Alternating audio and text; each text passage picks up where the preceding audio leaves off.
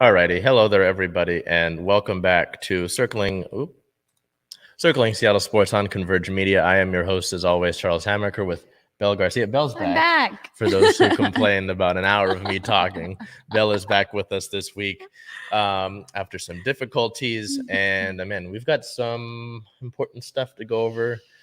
Some good stuff, some bad stuff. We some say stuff mixed bag a lot, and I think that we definitely have some more of that this week. Yeah.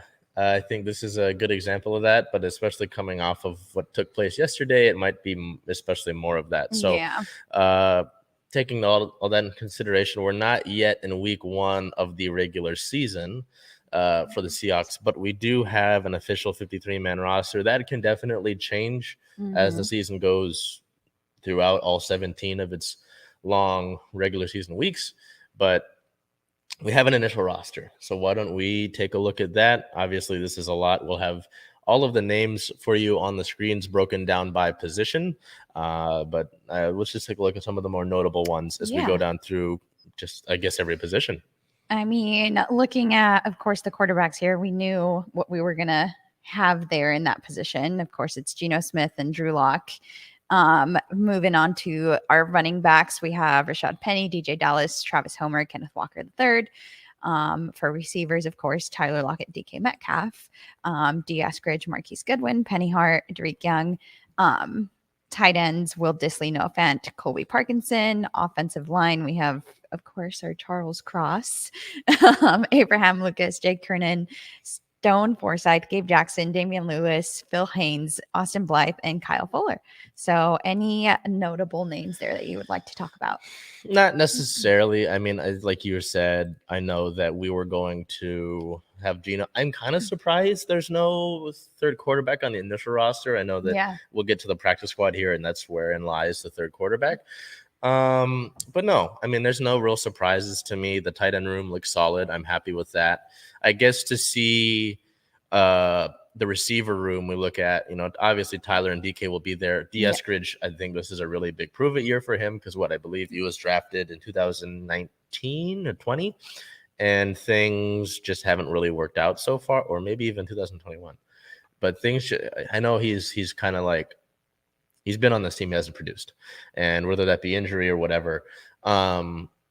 Who's the third wide receiver in that spot? Is it going to be him? Does he shut my mouth? Or maybe Marquis Goodwin, who's been a guy that's impressed through training camp, is someone that takes that spot. Derek Young makes a 53-man. I know we talked about Bo Melton. The running back room, it looks like a solid running back room if it stays healthy. Rashad Penny and Kenneth Walker, obviously guys that are supposed to be leading that room, but DJ Dallas is someone that I've liked through the preseason. Offensive line, Charles Cross is going to be on this roster for a long time, I feel like. And from what I can understand is that Abe Lucas has been kind of working the starting right tackle spot. So you're going to have rookie tackles, but I think that if you can really make something out of them, you're going to have some bookends on the offensive line for a good amount of time. So that's solid, right? That's not something we necessarily had with Russell Wilson ever. Kind of funny that came via a trade where we got those picks. Right. But no surprises to me on offense necessarily. There are some guys that got cut and didn't come back that I was kind of like, I mean, I would have imagined you'd be on the roster in some capacity, but I'm not necessarily surprised that you're gone. Well, and there were some that they planned on getting back on the practice squad, right? But it didn't pan out that way. Different situations. Guys might want to try out different spots, more of an opportunity somewhere else. So, again, to me, not necessarily anything. Did anything surprise you? No, and you say prove it year, and honestly, it kind of feels like that for the team as a whole. I know people were surprised by DK Metcalf not making the top 100. Yeah. So it just kind of feels like a prove it year for several players, even if it's not your first time playing. So yeah, and I think that's important in the light that this is a team that I know they said they want to be competitive, but this is like hey, there's not this guy wearing number 3 on offense. There's not this guy wearing number 54. You've got your opportunity to really stand out and stick out and be the face of this team.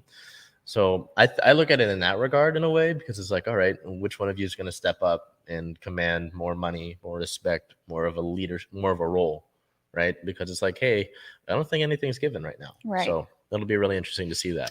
Yeah, we move on to our defensive line: Poona Ford, Al Woods, Brian Moan, Miles Adams, Quentin Jefferson, Shelby Harris, LJ Collier.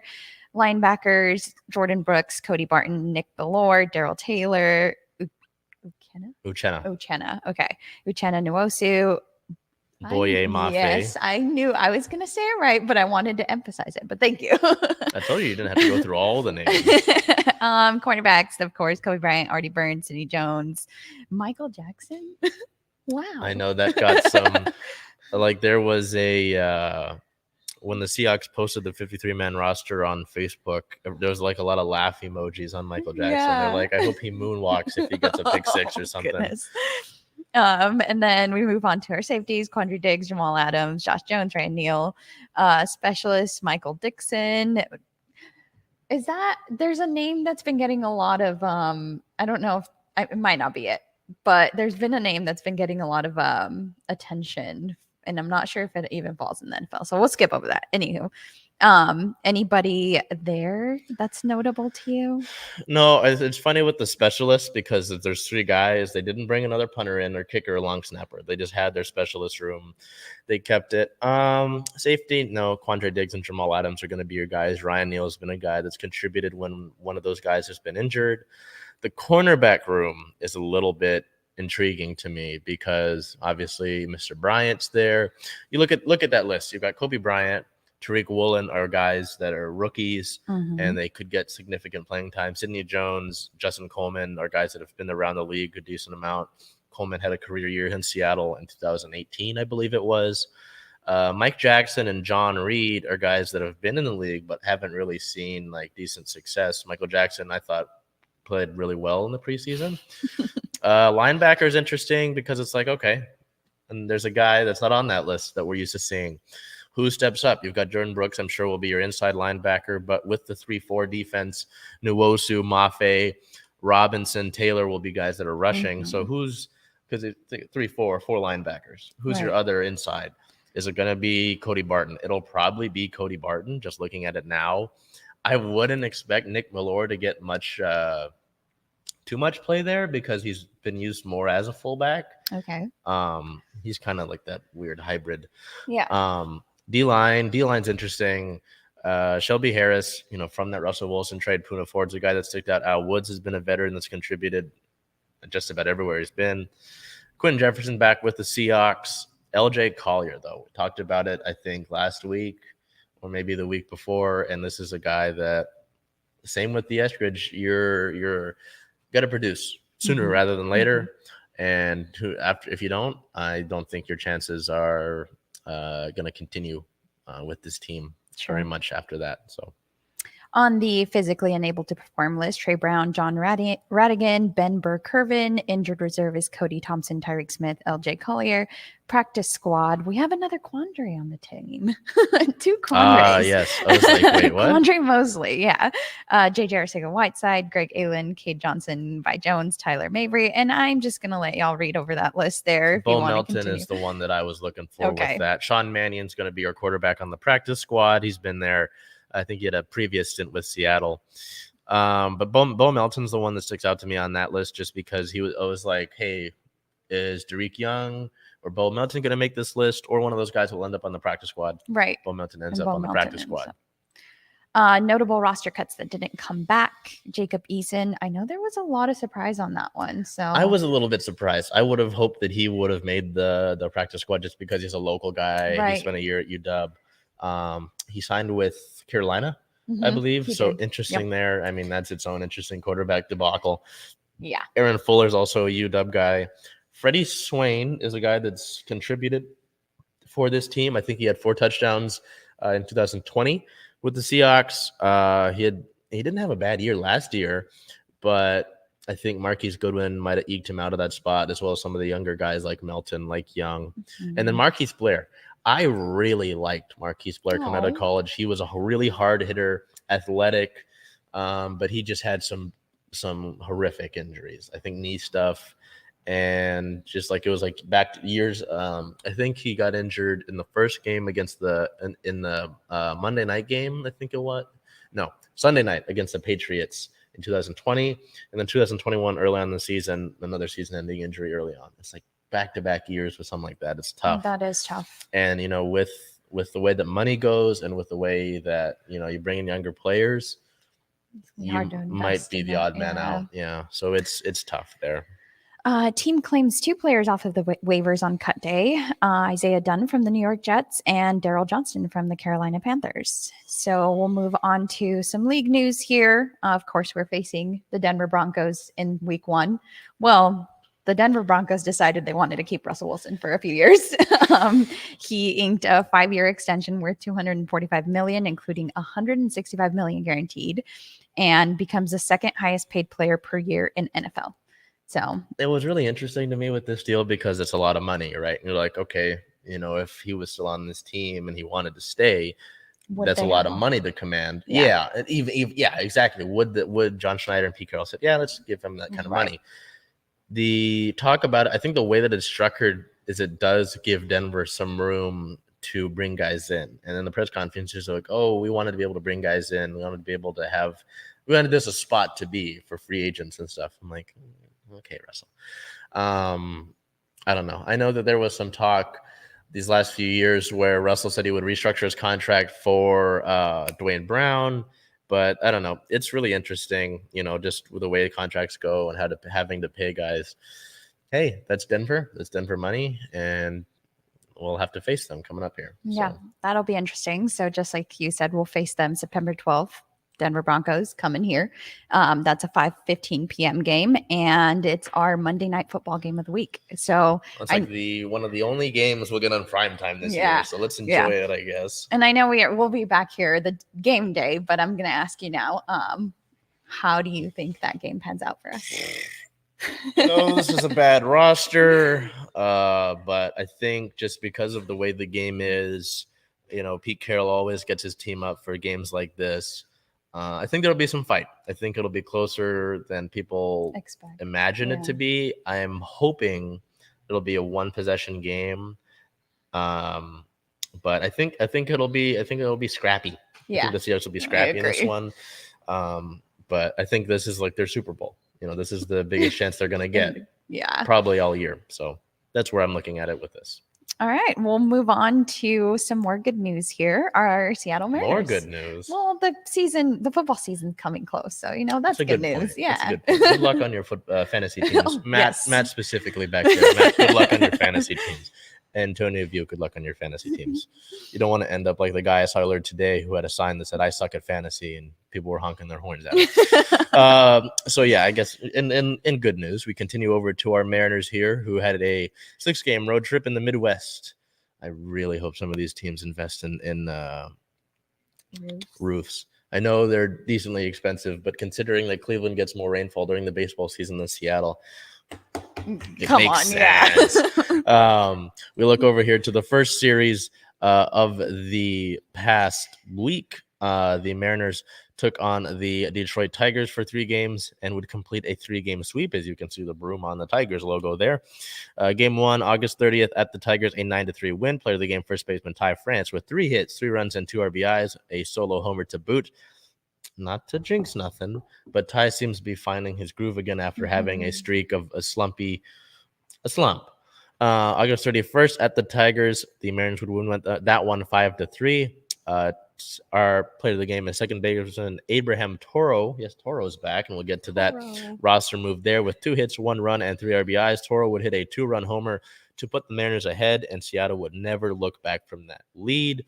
The September 1st day game against the Tigers, it started at 10:10. I was asleep until about the 6th inning. I slept in. I accidentally did that. The Mariners didn't care. They would win that game 7-0. Player of the game, once again, Ty France, 2 hits, 1 run, 2 RBIs, and a solo homer. So Ty continues to really seem to be hopefully finding that groove and hopefully can stay in that sort of groove to complete that sweep over the Tigers. We head over to Cleveland against the Guardians. The Cal Raleigh series? Oh. I mean, you're not wrong, and we'll get to why Bell said that. But this is a team that you had just beaten in the 4-game set during the last homestand.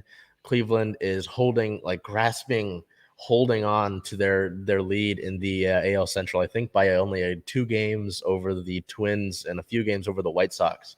So it's like if they keep falling, then they would move into the playoff race, and the Twins would take the Central Division lead. But Cleveland, 2 of their starters during this series got put on IR right before the series started, so we had to face some rookies. You can see the little broom there. It means a sweep. One. Back-to-back brooms is nice. September 2nd at Cleveland was a 6-1 win to open the series. Player of the game, catcher Cal Raleigh, California, 2 hits, 2 runs, 4 RBIs, and his second career multi-homer day. September 3rd at the Guardians, a 4-0 win. Player of the game, once again, California Raleigh. Caleb Raleigh with 1 hit, 1 run, 1 RBI, and a walk. So Cal fills up the stat sheet. And then September 4th at the Guardians, a 6-3 win in 11 innings. This game went 8 hours. Yeah, right? technically was 8 hours because of the rain delay in Cleveland. There was a decent amount of rain. The teams basically had to play this game through, though, considering the fact that this game impacts both of their playoff races. They could have pushed it back to September 26th, but then the Mariners would play 20 games in 20 days. Oof. Yeah. So they played this one through, and it started. This was a game that started, I believe, at 12:40 our time, and restarted 5:10 our time. Restarted 8:10 Cleveland time. So, and then went into extra innings. Went into extra innings. Yeah. So I think this game, I could be wrong, but it might have finished after Sunday Night Baseball. That game finished. So it was a long day. Not to ruin the streak, and I'll give Cal his due, but I went with Julio Rodriguez for player of the game. 4 hits, 2 runs, an RBI, and a solo homer earlier in the game. Cal did hit a 2-run jack to really give the Mariners some insurance run after J.P. Crawford's go-ahead, I believe it was a single. I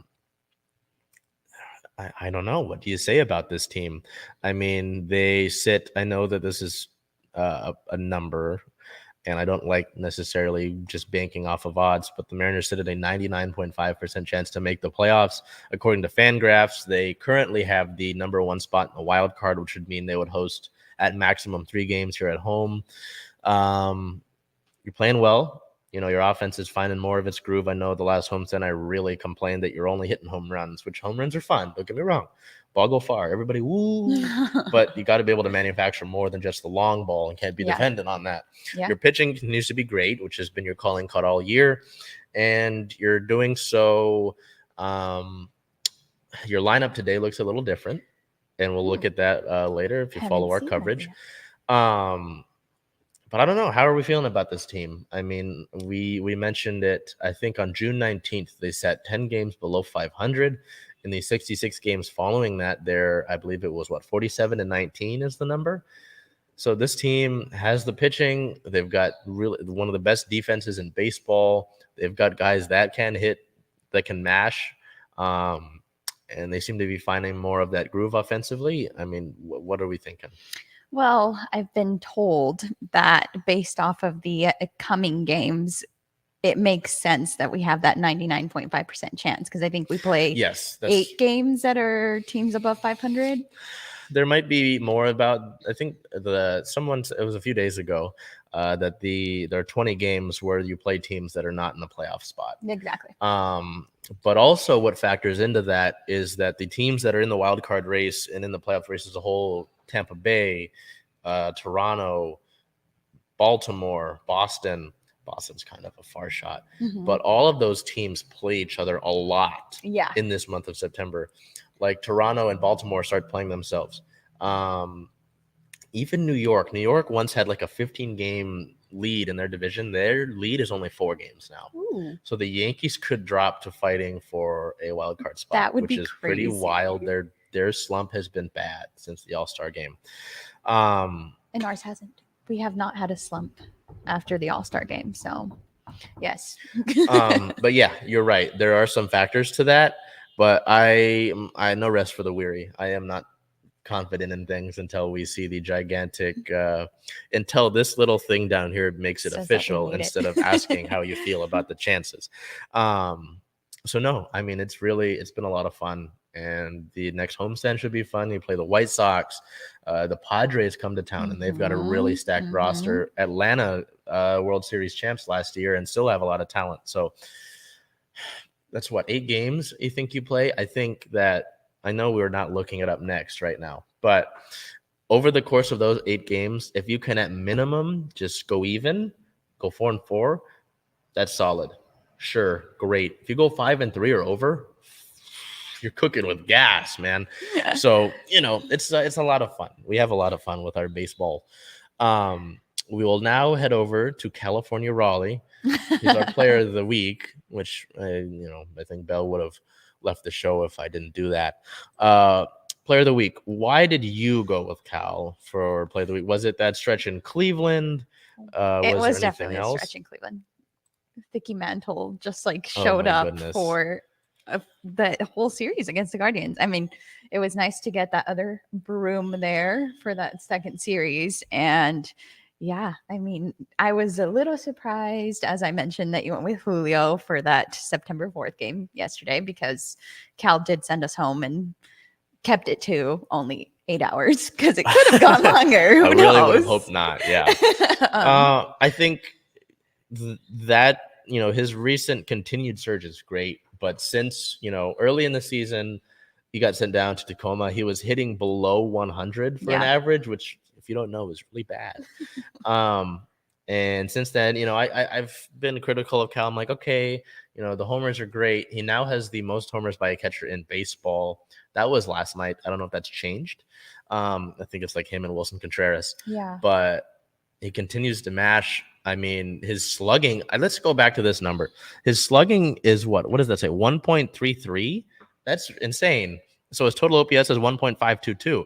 So Cal continues to be great as a catcher. And he's still relatively young.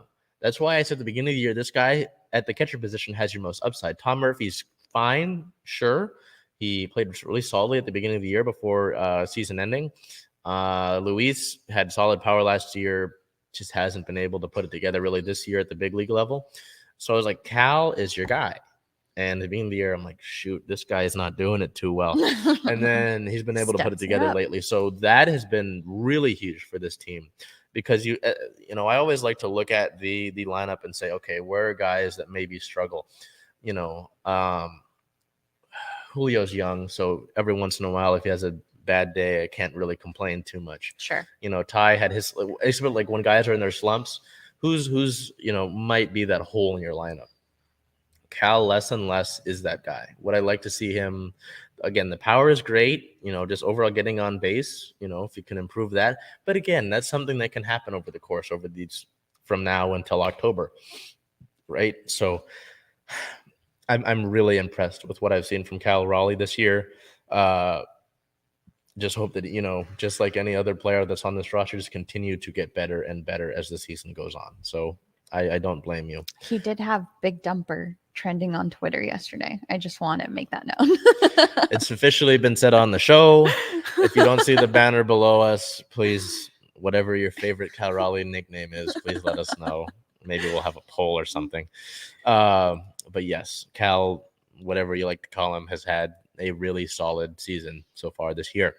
We move over to injury-related news. On the 29th, infielder Evan White was reinstated from the 60-day IL and optioned to AAA Tacoma. Evan's been doing solid in Tacoma. I really liked Evan White over 2020, won a Gold Glove, had some power, just needed to work on his swing a little bit.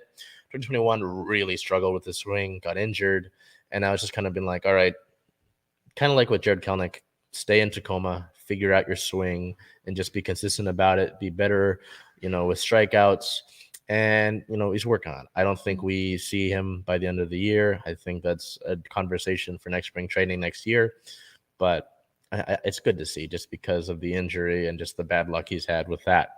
On the 30th, the team placed infielder Dylan Moore on the 10-day injured list, which was retroactive to the 29th of August with a right oblique strain. He's in Seattle now. We don't really have much of an update yet. Try to get you that in the next few days. As a corresponding move, infielder Abraham Toro was recalled from AAA Tacoma.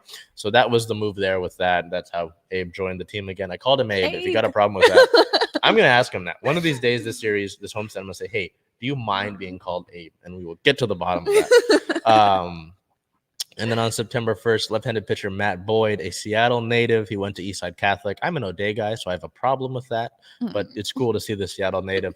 Matt Boyd was reinstated from the 60-day injured list as well with the September 1st call-ups. You can call up one pitcher and one position player. Outfielder Taylor Trammell was recalled from AAA Tacoma. So we head over to team-related news here as we kind of wade through the injury news and the roster-related moves. On the 3rd of September, George Kirby was named the AL Rookie of the Month for August, posting 4 wins, a 2.15 ERA, 29.1 innings pitched, 34 strikeouts, 3 walks, and a 1.13 whip. So it's really nice to see young George doing well. I know that was something that I was unsure about at the beginning of the year was who's your 5th starter? And at the beginning of the year was Matt Brash. Brash has now transitioned over to the bullpen and is doing well in that role. Kirby was a guy that, again, maybe that's my thing. I get worried if you don't play in AAA. I'm like, you haven't faced the closest level. You skip the level. It's like if you ever skip a grade. Yeah. I'm like, are they not going to have the knowledge that they need to move forward? Are you going to be able to make those adjustments? And George, has done that. Pete Woodworth, the pitching coach for the Mariners, is absolutely brilliant. He's done a really great job with getting the most out of guys like Chris Flexen and Paul Sewald, guys that came from the Mets, guys that, maybe have seen as outcasts. Paul Sewald, Diego Castillo was a solid reliever before then. Matt Boyd is doing well. This pitching staff does a great job. And to have a guy like Kirby who throws a lot of strikes, doesn't walk people often, and is only going to get better, that's exciting to see. And to see guys, to have 2 rookies that have won Rookie of the Month in Julio and now George is kind of cool. It gets you excited about youth movement. So congratulations to Jorge for that. I apologize. I was going to say there's no league-related notes, but there is one little thing. I do apologize if I can find it. Small thing. The Giants and Padres will be playing in Mexico. The San Francisco and San Diego will make history next year when they play a 2-game series on April 29th and 30th of next year in Mexico City at Alfredo Harp Helú Stadium. So that's cool. Kind of cool. Yeah. I think next year 2 teams will be playing in London. So London, Mexico City. Where else are we going? I know that later in this year, some major leaguers are going to South Korea. So the league really is trying to expand itself internationally, which is good to see. Baseball's fun. I know it's slow. I know this and that. It's fun. It's a lot of fun, especially with this team. So we look at the current record and standings. The Mariners, that's wrong. The Mariners sit at a 76-win, 58-loss record. They are second in the AL West. They're 10 games behind Houston. I doubt that'll move anywhere unless Houston goes on a miracle slump, which I would love. They sit at first in the American League wild card, a game ahead of Tampa Bay and 2 games ahead of Toronto. So build that lead. Looking ahead, as I mentioned, so decent homestand, 8 games. The week ahead of us is September 5th through 7th versus the White Sox. Today is a 3:40 start. So this whole game has already started by the time this episode comes out. Yep. September 6th versus Chicago is a 6:40 start, so we get back to normal. And then September 7th, the Wednesday game, is a 1:10 start. September 9th versus 11th versus the Atlanta Braves. The 9th versus Hotlanta is a 6:40 start. The 10th is a 6:10 start. And the 11th is a 1:10 start. That day is actually when a lot of football starts. So decent homestand as we look ahead through this month of September. This is where we get sad. Right? Yeah. This is where things get worse. I do want to say, if you haven't noticed from whether it's our posting or the blogs, Bell and Matt were actually in Las Vegas for game 2 of this series. Wish it would have been a better result, but Bell and Matt can give you a little bit more insight than I can about game 2. All of us were at game 3 versus the Aces, unfortunately. So let us dive in to our WNBA Playoff semifinals, Storm versus Aces. Unfortunately, they were both losses on the 31st at Las Vegas. It was a 5-point loss, 78-73. Our player of the game there is, of course, Breanna Stewart. She had 32 points, 7 rebounds, and 3 assists. On September 4th, they would come back and play in Climate Pledge, and that was another loss in overtime, 110-98. That one not so close. Player of the game once again is Breanna Stewart with 20 points, 15 rebounds, and 6 assists. So I'll go back to that Wednesday game in Las Vegas, that felt like it could have still been very much a win by the Storm. Chelsea Gray, Asia Wilson, they did their thing, but it was still only a 5-point loss. And Tina Charles and Breanna Stewart carried the load that day. So we really it felt like we needed that third person to step up on offense. Mm-hmm. And Jewel Lloyd was in a bit of a slump that game.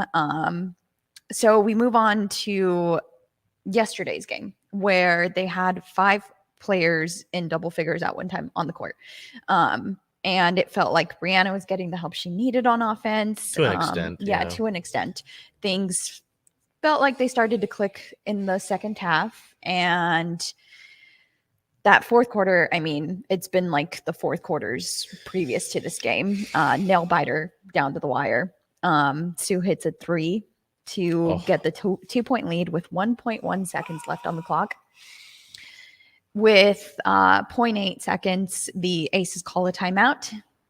Becky Hammond is able to draft up that last play that gets Jackie Young open for the layup. Now, I'm interested to see what your perspective is. You know, you've got your good basketball background. So there, someone was talking to me about this. In that situation, I know that there was a wire. I think it was Ezzy. Wire Ezzy's hands back. What was that about? It was brought up to me. Maybe Seattle was more focused on defending against the 3 there, because Vegas, I mean, they've been hitting contested shots. They're really good from the 3. But also, is it more just you don't want to foul? I think that's what Sue said post game, was that Izzy was probably trying not to foul. I know they had a foul to give. Yeah. Wow. That was not even in the back of my head. That's what Sue was saying. She could be wrong, but it's Sue Bird, so I don't think she's wrong. No, with her basketball IQ and how much she's. What did you think about that play though? Do you like, because it's really, because Sue hits that 3. There's a lot of emotion. You and I shared that, right? A lot of screaming, a lot of yelling, and then in like a blink of an eye, Jackie Young, we're going overtime, and I'm kind of like looking around at you. I'm like, what just happened? I think everybody was in shock, but I'm going to spoil some news here coming up, because Ezzy did make all NBA defensive team for the second team. And so that's not, I'm going to be a little hard on her, because that's not something that I expected, for her hands to go behind her back. And if you're going to defend someone in the paint, I think hands up is probably the best option, because if your hands are straight up, you're not worried about fouling. Yeah. Right. Well, in the right world, when someone gives you a bogus call, but in that moment, I don't think you can call anything like that. It's such a big part of the game. Yeah. And make Jackie Young have to make those free throws with pressure, with the game on the line. Yeah. Even if you were to get the foul that gives her the 2 shots. So I'm going to be hard on Ezzy. And yes, I don't think the hands behind the back was ideal. Well, and then is that her decision, or is that a coaching decision? Is she told don't foul? That's a good point. And I think Coach Quinn did take responsibility for those last few minutes of the game. So who knows? Was that a lost opportunity? I mean, just I think how big of, because I know we've got Tuesday, right? But just considering how good Vegas is, I mean, it didn't matter. Hand in your face. Oh, Chelsea Vegas, Gray was sinking them. Even, I mean, Rapinoe Williams in that fourth quarter. Asia Wilson is Asia Wilson. Kelsey Plum is Kelsey Plum. It's tough. If you can get a game like this, you have to. I don't want to play 5 games against Vegas. You can't stay in a slugfest against Vegas, really. I mean, if this Seattle team is on fire from 3, sure, they can, but that's not always a given. So, yeah, I mean, I feel like, shoot, Sue hits that. That's probably one of the more memorable shots in that building, in her career, in league history. And I kind of likened it to the Jermaine Kearse catch in Super Bowl 49. It was such a great catch. He bobbled it and everything, but nobody cares because he didn't win that game. And it ended in such horrific fashion. I know that's different scenarios, but still, it's a great play that probably won't be remembered as much. You and I will remember it because we were there, and because we're Seattle. But and maybe I wouldn't be as upset if it felt like there was more effort even in overtime, because it just felt like way too many. Because you got the first bucket, and then I think Vegas went on a 12-2 run, and it's like, oh. And Chelsea Gray had, I think, a career high for the playoffs. So, I mean, she was cooking. She had the hot hand. Everything was going in, regardless of how great the defense was. She just had better offense. And, it's tough because you would have liked to win that in regulation and not even have to go those extra 5 minutes. And not to be said, Asia played all 45 minutes of that game. All 45 minutes. Yeah. And another double for her. So that's tough to defend. It's tough to go against. And to your point, you don't want to go 5 games against Vegas because of the high caliber team that they are. But now you're going to have to win this one at home and try to win one on the road in game 5. Mm-hmm. So not in a great position. How confident do you feel right now? Even if you win game 4, like you just said, going into Vegas against a team as deep as this is, Coach of the Year, Becky Hammon, you are facing a very tough mountain to have to summit. So I the only way I can tell you is in numbers. I am like 30% chance. Oof. Yeah. Just if you can get Gabby Williams to play like the Gabby Williams at the end of the season we saw, if Stewie and Tina are able to get the help, that if you get better game from Jewel, sure, you got a chance. But you have to take care of business tomorrow and then go into Vegas. And like you said, you've lost the last 2 games after taking the first game. So I know that you can. But that was after what you said, that Hammond said about winning the first 5 minutes is big, because you look at it now. In game 1, you take the first punch. Game 2, I don't remember as much. I think it was kind of back and forth, but I think Vegas might have had the edge. Vegas had the edge in the first quarter. And then game 3, I know that I think in the first 5 minutes it was 14-7, but still the shooting numbers were way wacko in favor of Las Vegas. So. Yeah, I'd say 30%. It's just with how demoralizing a loss like that, that can sink you, But it's if there's a team in the league that's going to be able to bounce back from it, due to the veteran caliber that you've got, it's going to be Seattle. I mean, Sue Bird, Epiphany Prince, Jontel Lavender's on this team, Rion January. There's a lot of there's a lot of playoff experience on this team. Even Stewie and Jewel, but I liken those other players because they've been around longer. That is, if there's a group that can do it, it's Seattle. But just because of how good this Vegas team is, maybe it's their time to reach the summit. They got there in 2020 and they got pummeled by us. They didn't make it last year. Yeah. So maybe it's their time. There are teams of destiny. Maybe it's their time. But if there's history books and if there's a basketball god that likes Seattle, they'll find a way to put Sue Bird on top. So tomorrow could be Sue Bird's last home game. Oh, gosh. So we'll deal with that. That just made my stomach turn.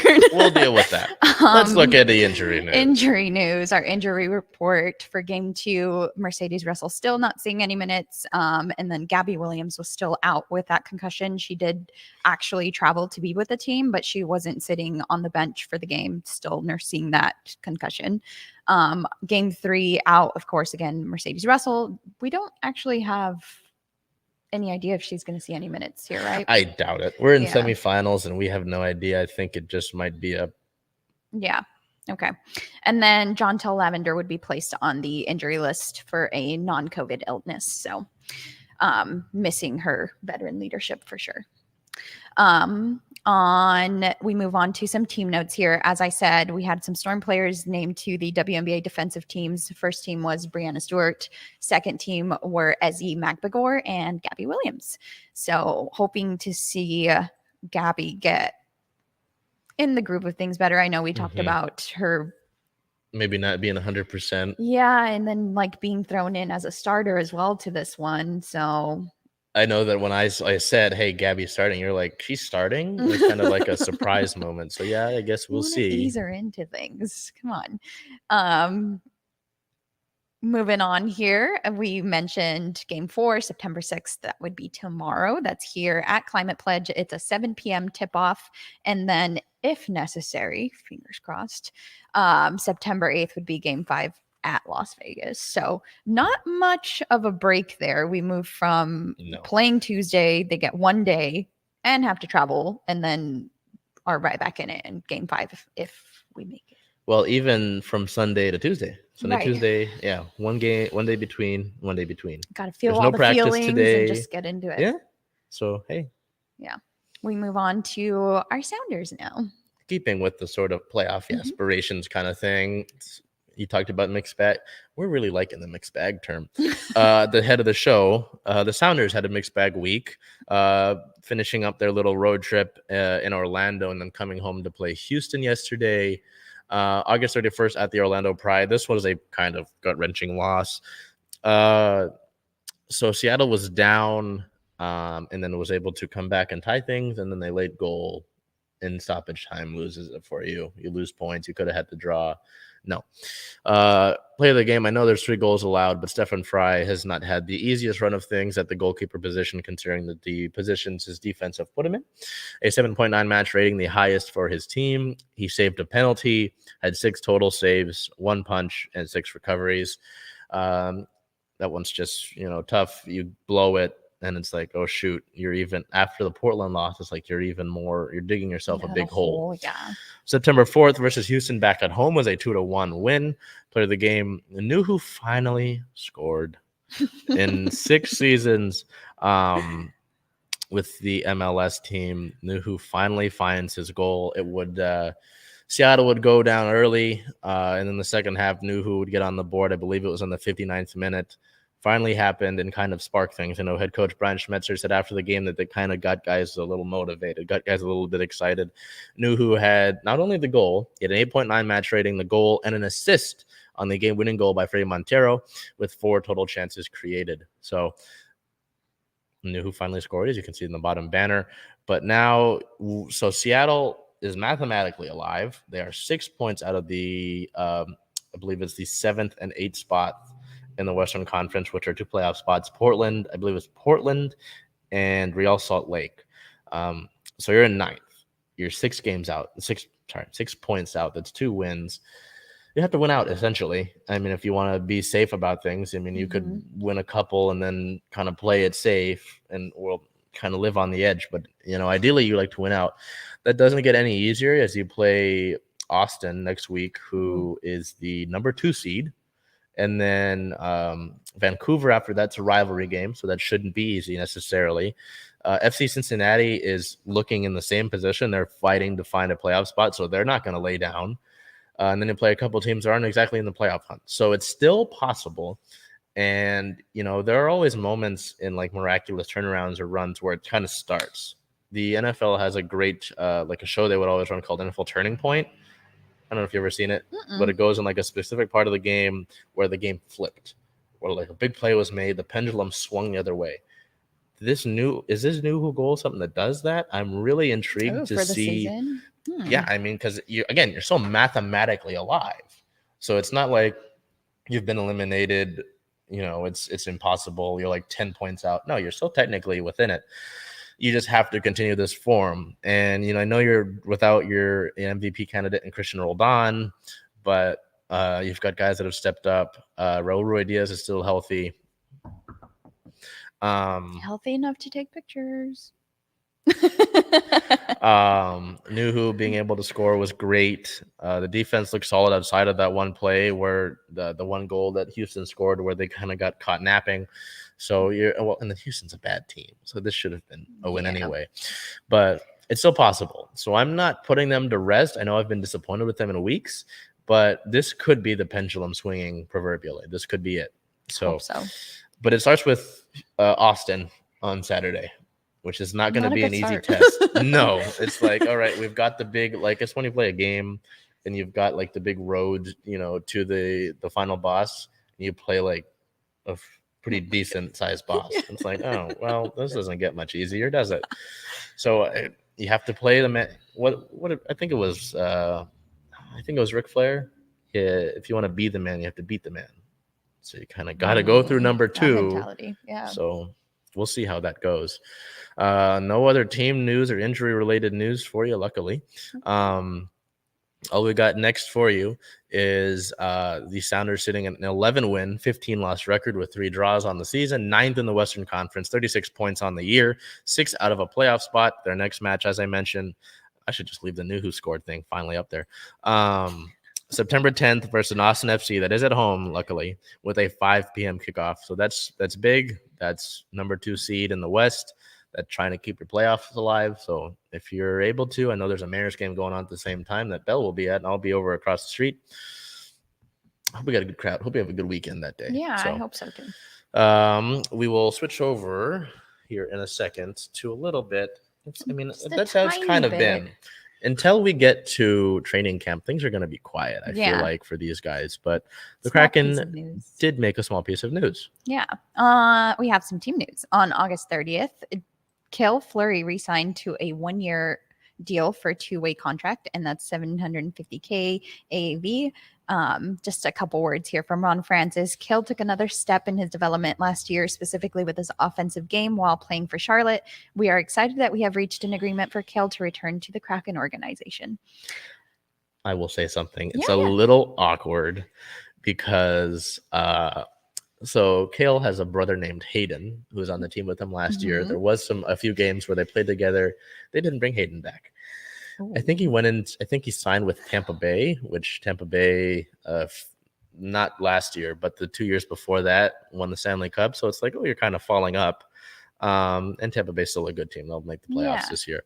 But kind of interesting that you bring the younger brother back, and not him. That's got to make for some interesting Thanksgiving dinner conversation. Yeah, that'll be fun. That'll be interesting to see. But looking at it, he's young. I mean, he was Seattle's pick from Montreal in the expansion draft last year, spending the majority of the time in AHL with the Checkers, totaling 33 points in 58 games. So I think he's still a little bit of a project. He's still younger. They're still working on him, and he should, with the 2-way contract, he'll probably spend a lot of time in Coachella Valley with the Firebirds.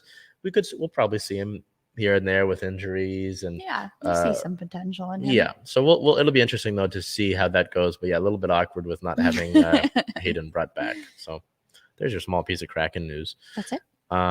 As we head over to our Reign, who did not play this past week, they're on international break. But on the 31st of August, Megan Rapinoe was named NWSL Player of the Week since returning from international duty the last time. So we had a little bookend. International duty.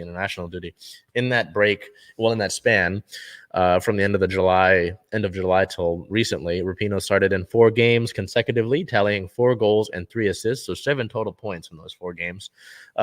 She has 44 goals and 20 assists all time in regular season play, moving her up to 7th all time in total goals. This is her first honor for Player of the Week this season, and the 4th for any Reign player in 2022. It's her 8th time receiving the award in her career, tying her for the 2nd most of any NWSL player all time. Woo-hoo.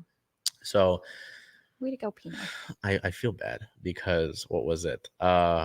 Before the international break, there are times where Pino hasn't produced on the club level. I know a lot of people know Pino for her time with the international team, the World Cups. Yep. This has been a great run. 7 points in 4 games, and has really helped this team a lot, in close games. I know in that, I think it was the Louisville game, helped win it late. It's just incredible, to see the 7 points in 4 games. I keep going back to that. That's kind of carrying your offensive load and being like the main contributor. So that's really impressive. And to see her continue that form to help this team get to to help win its first NWSL title would be, I mean, great. I don't know how much more she wants to play. I know that, I don't, with Sue retiring, how much longer she'll want to play. But it doesn't seem like she wants to stop anytime soon. So we'll see. But to see her continue this run of form will be huge, especially being able to be a mentor to the younger forwards, and Jordan Heitzema still being someone that is able to had that great assist to Bethany Balser last week or a few weeks ago now. So hats off to Pino. I mean, and you have something you were going to say? Yeah, I'm going to ask Pino to be at the next Storm game because she wasn't there at this last one. And look at how that ended. That's true. I don't know if she'll be back in time from international duty. So we'll see. If she's able to. I know she would. So we'll see about that. But so the Reign will get back to business this upcoming week. They sit at a 7-win, 4-loss, 6-draw record, standing fifth in the NWSL with 24 points. They're in a playoff spot, 2 points out of second and 4 out of first. Their next matchup is September 9th versus the Chicago Red Stars with a 7 p.m. start. That is at Lumen Field. So I implore you to get out to those games, not only if you just like soccer, but this is a team that's also pretty dang successful. So we don't have any Seawolves news, not officially. Still working on. There's a piece of news that I'm working to get officially clarified so they don't provide you the wrong information. Okay. No Dragons news. The XFL is dragging their feet. Dragging their feet? That was not intentional. We head over to Seattle Star of the Week. I do not blame you at all. Belle went with Nuhu for her Star of the Week. How much of it is finally scoring? What are your thoughts on Star of the Week here? It's definitely finally scoring. I felt like I had to give Nuhu his flowers because, like you said, 6 career seasons, and it's his first career goal. And I don't know if you saw the Sounders Twitter when Nuhu finally scored. That was a good video. I was, being in the press box for that game. There have been moments throughout the season where he's gotten close, and they all jump, like the creative and the social team, and they finally got it. And there was a good amount of excitement there. So that was fun, and it sparked a win. So it came at a really crucial time. So yes, hats off to Nuhu. That was really fun. I was kind of like, as soon as he got the ball at his feet, I said, he might do it. Oh my god, it might happen. Anticipating it. So I could easily have gone with that. I could have agreed with you. I went with California Raleigh. Past week in Cleveland was big. Even in Detroit, having some solid games, and continues to just be a guy that I've been really impressed with at the catcher position. Not only that, hitting wise, but defensively he's improved. He's had some really nice pickoffs. So I really solid, really happy with it. And just hoping for that to continue as we continue through September and get into October. Oh my gosh, September. Sorry, I wasn't here for last week when we had to go through the shock of it being end of August already and going into September. Getting back into things after being gone, right? So we will wrap things up here. As always, you should be, whatever we've got down here on my name, make sure you're there. Belle's got us as well on Twitters and the Instagrams. When she's at games, we'll have some busy week ahead with the Mariners playing. The Seahawks play on Monday night. So we'll have to record that, and then that will be after that next week's episode. So we'll be able to do a season go by game. The Mariners play a pretty decently important homestand with the chance to increase their lead in the AL wildcard spot. The Storm are looking to keep their series alive against the Aces. That'll all take place over the course of the next week, wouldn't it? That's a lot. Oh, boy. The Sounders play another game against the number 2 seed in the Western Conference. The Kraken are working on things. The Reign get back to their regular season as they look to increase their playoff seeding. It's a busy weekend. There's a lot of things to do week as well, but weekend. It's very important. Yeah. So want to thank our buddy Matthew behind the camera that's directing for us today. Big O also helped out with that. We learned that Matt's colorblind, so good with that there. We joke. So thank everybody behind the camera when you do. Again, we joked. I just kind of sit here. And I read the funny words and I talk about the sports and people don't like it when I'm just here by myself. So for Charles Hammerker and Belle Garcia, this has been Circling Seattle Sports on Converge Media. Until we see you next Monday, do whatever you can to make today a great day.